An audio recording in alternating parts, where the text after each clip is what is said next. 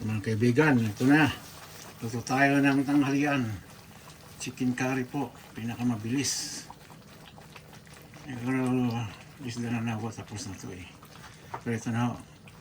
Nagsabay-sabay ko na para madaling maluto. Pati gulay niluto ko na advance. Kasi manok advance na rin yun. Tignan nyo po. Ito yung gulay pa lang, ulam na. Yan, ihalo ko na po. Tignan nyo. Sarap po nito. Medyo spicy pero hindi ko masyadong nilagyan ng ano. Kaya siya, oh. Tignan nyo po. Sarap-sarap nito.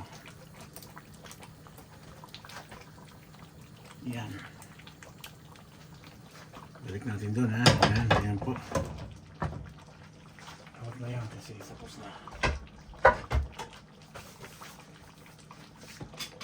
Tignan natin ito. Yan po, oh. Final product na po ito. Yan. Tignan nyo po. Kakain na tayo. Ayan po, ha. Tignan nyo. Sarap po nito.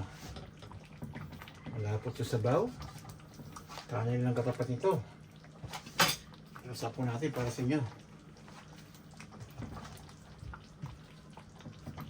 Ayan po. Ayan, sarap po nito. Hop. Ayan.